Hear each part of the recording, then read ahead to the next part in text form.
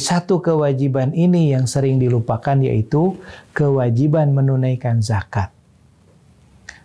Mengapa dikatakan kewajiban menunaikan zakat ini terabaikan dan sering dilupakan? Karena banyak kaum muslimin yang kurang memperhatikan kewajiban menunaikan zakat. Sebagian para ulama mengatakan bahwa kedudukan sholat dengan zakat itu sejajar, sehingga tidak sempurna orang yang menunaikan sholat atau mendirikan sholat kalau dia tidak menunaikan zakat. Menunaikan zakat ini adalah merupakan kewajiban sekaligus membersihkan harta kita. Mungkin muncul satu pertanyaan, pekerjaan saya kan halal, gitu ya.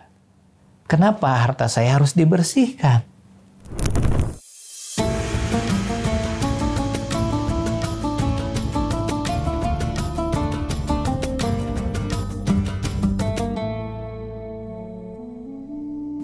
Saudara-saudariku yang dirahmati Allah, ada sebagian orang yang mengatakan, ya, yang namanya beribadah itu harus ikhlas, tidak boleh dipaksa.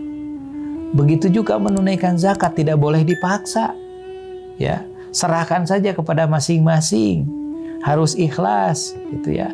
Yang mau menunaikan silahkan, yang tidak silahkan. Nah, saudara-saudariku yang dirahmati Allah, kewajiban berzakat itu berhubungan dengan harta.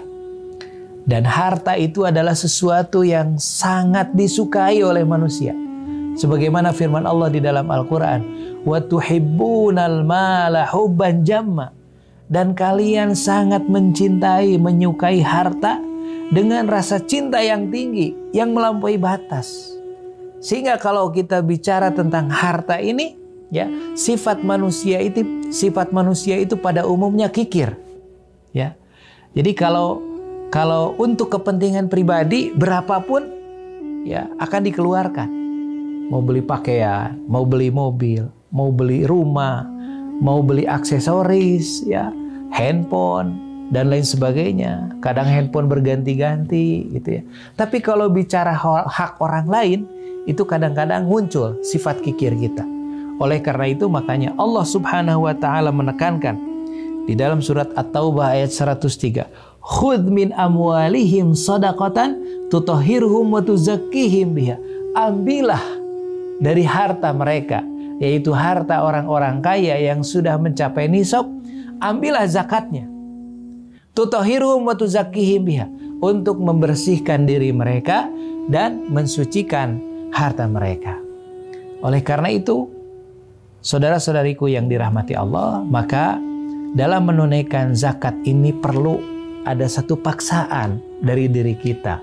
Perlu ada satu regulasi, ada aturan yang memaksa. Kenapa? Karena ini yang berkaitan dengan harta. Ya, oleh karena itu, maka saya kira sangat baik sekali di negara kita sudah ada Undang-Undang nomor 23 tahun 2011 tentang pengelolaan zakat. Saya kira perlu ditingkatkan lagi bagaimana peran negara, ya, untuk mengajak bahkan memaksa orang-orang yang berkewajiban untuk menunaikan zakat, karena ada hak fakir miskin di sana. Pemerintah daerah juga begitu. Bagaimana melalui regulasinya, melalui instruksinya, mengajak kepada masyarakat, kepada para pegawai untuk menunaikan zakatnya, karena di sana ada hak fakir miskin, ada hak orang lain, ada hak kaum du'afa. Saudara-saudariku yang dirahmati Allah, ada sebagian orang yang mengatakan, ya, saya sudah memberikan sedekah kepada fakir miskin, kepada orang yang meminta-minta. Saya memberikan sedekah untuk pembangunan masjid. Dia beranggapan bahwa dia sudah menunaikan zakat, ya. Padahal zakat itu harus dihitung, ada hitung-hitungannya, ada nisabnya, ada prosentasenya yang harus dikeluarkan. Ya, jadi oleh karena itu ketika sudah menginfakkan hartanya, ketika sudah bersedekah tapi tidak dihitung nisabnya berapa, prosentasenya berapa, maka belum gugur kewajibannya. Jadi zakat itu ada hitung-hitungannya. Jangan merasa ketika kita sudah memberikan sesuatu kepada yang minta-minta sudah dianggap selesai menunaikan zakat.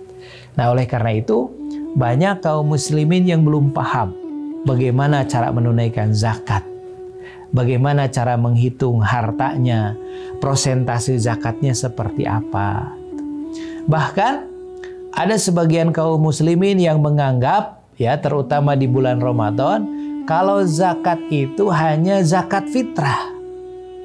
Nah, ini kekeliruan, ya. Saudara-saudariku, zakat itu bukan hanya zakat fitrah saja, ada zakat mal, ya.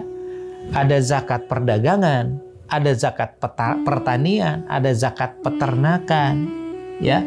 Ada zakat emas, ada zakat perak. Bahkan sekarang berkembang lagi, ijtihad para ulama mengatakan ada zakat profesi. Ya, mungkin profesi dokter, profesi insinyur, profesi pengacara, profesi konsultan, profesi ASN yang penghasilannya kalau diakumulasikan dalam 1 tahun itu setara dengan harga 85 gram emas. Ya, itu sudah wajib dizakati. Banyak bentuk-bentuk usaha yang terus berkembang, ya. Ada yang punya rental mobil, ada yang punya kos-kosan, ada yang punya usaha itu, usaha ini, ada bisnis dan lain sebagainya. Jangan lupa, saudara-saudariku kaum muslimin, untuk menunaikan zakat hartanya, zakat malnya, ya, dan tidak besar, hanya 2,5%. Ya, zakat itu kalau zakat pertanian, ya, kalau dari pertaniannya diairi dengan tada hujan, dengan air hujan tanpa ada teknologi, maka zakatnya dikeluarkan 10%. 10%. Tapi kalau di situ ada intervensi teknologi, ada tenaga manusia, ada operasional untuk mengairinya, untuk mengelolanya, maka zakatnya hanya 5%. Saudara-saudariku yang dirahmati Allah, ya, di bulan Ramadan yang mulia ini, ya, apalagi di bulan Ramadan kalau kita bersedekah, kita memiliki kepedulian kepada fakir miskin, pahalanya berlipat ganda. Oleh karena itu, mari kita tunaikan zakat, ya. Zakat mal kita, zakat fitrah kita, terutama di bulan Ramadan ini. Mari kita hitung dari penghasilan kita, ya, dari profesi kita, dari hasil usaha kita, dari bisnis kita. Mari kita hitung. Apakah dalam 1 tahun sudah mencapai keuntungannya senilai 85 gram emas?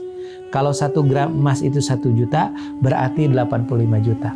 Kalau sudah mencapai itu, maka kita keluarkan hanya 2,5% saja untuk membersihkan harta kita, membersihkan diri kita, agar nanti kelak ketika dihisab oleh Allah Subhanahu wa Ta'ala, harta kita tidak akan berubah menjadi azab bagi diri kita.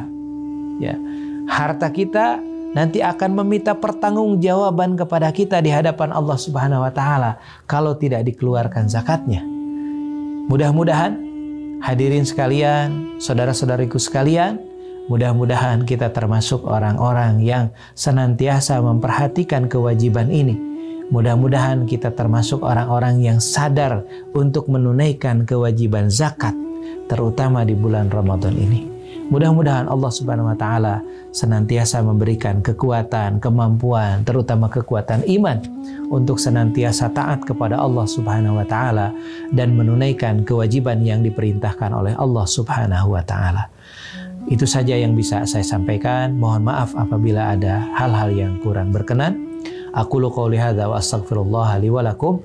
Wassalamualaikum warahmatullahi wabarakatuh.